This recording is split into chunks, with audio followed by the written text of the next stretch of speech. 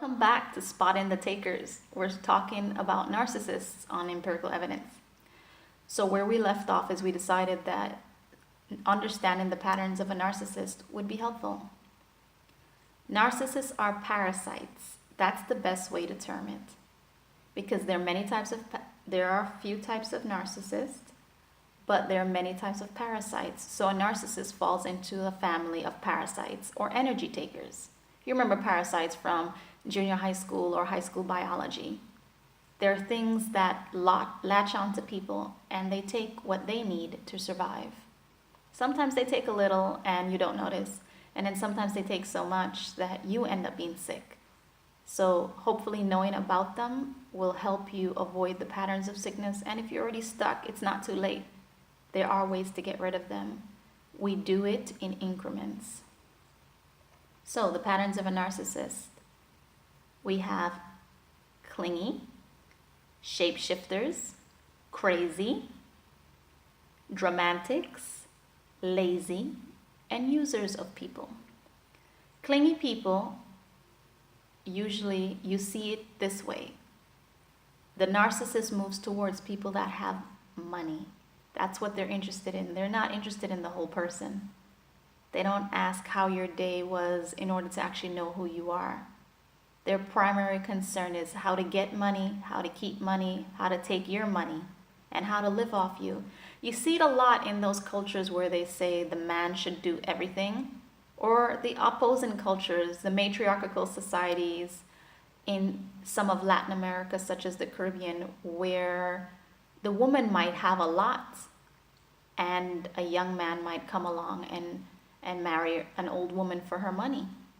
You see it also in classical fairy tales of European traditions. You see it in African folklores. You see it everywhere in the world. A type of person who recognizes that wealth is success, but they don't want to work for it. No. Their energy is for them, and your energy is for them. So by continuing to take, you're left with nothing, and they have no shame. The shapeshifters become whatever you need. They're chameleons. If you need them to behave like a sister, they behave like a sister. A daughter, they behave like a daughter. A son, they behave like a son. They learn what your vulnerabilities are and they plug straight into them. They're crazy. What is crazy? Crazy is unbalanced energy. Everything that they do is done to the extreme. If they're stacking a dispenser of napkins, they stuff it so full, you might wonder, what is the point of all of that if you can't get any out? If they're explaining that they feel cheated of something, they start screaming at the top of their lungs and on about maybe something as small as a quarter. Their emotions are often extreme to very small situations or even small suspicions. They're dramatic. Not dramatic, dramatic. Yes, it's an invented word, much like bootylicious. Because what happens is that they stage the arena to perform. That's why I say they're dramatic. Dramatic people respond with emotional extremes. Dramatics are people who like antics. They stage a show so that they can perform and you can watch them. And they feel no loss from it, but you will be tired. Extremists who need mood swings in order to control people. Because when you don't want too much of a spectacle, what do you tell children? Shh, shh, shh, shh, shh, shh. It's okay, it's okay. And guess what?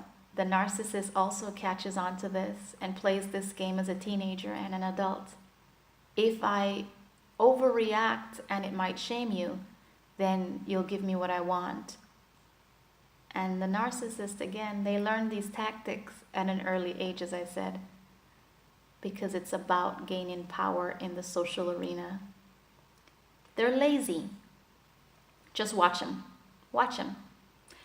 When you watch them quantify their work, that is what will tell you if they're lazy or not. Don't watch to see if they carry out the garbage 5 days a week. Watch to see if they carry out the garbage and actually wash plates and actually iron their own clothes and think about someone else's and clean the bathroom. Look at the value and the quantity of the work you do, and look at the value and the quantity of the work they do. You have to look at the details when it comes to narcissists. And the reason being, they will always do work that benefits them and is easier for them.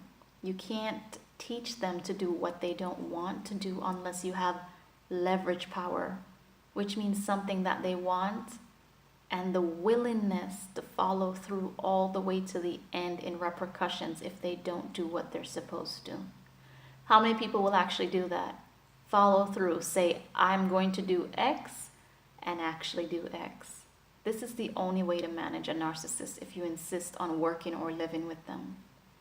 And the last pattern that we mentioned of the 6, they're users. They have an attachment to people or families with visible wealth that is greater than their own. Remember, wealth is relative. One person can be here and another can be here, and tomorrow you can be down here and the person can be up here. So a narcissist is always climbing. So you're good for them today, and if you fall tomorrow, you're not good for them. Or you might be good for them because they will notice that you can get back on your feet in a short time, and they'll plug into you again, and as you move up, they'll plug in some more and some more and some more.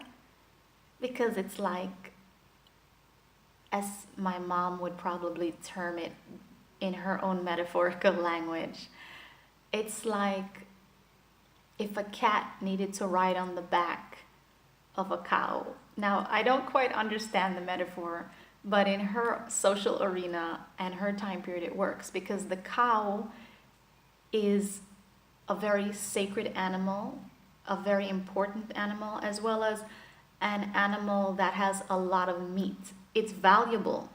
Whatever culture you're in, a cow is valuable. I didn't say sacred, I said valuable. So it being valuable, the cat is smart. The cat can't take on a cow, but the cat can ride on the back of a cow. The cat can see the benefit of an easier passage to wherever it's going by sitting on the back of a cow. Now, it is a strange metaphor, but it works. So, on the next topic of narcissism, how can you recognize what they do to you? Stay tuned.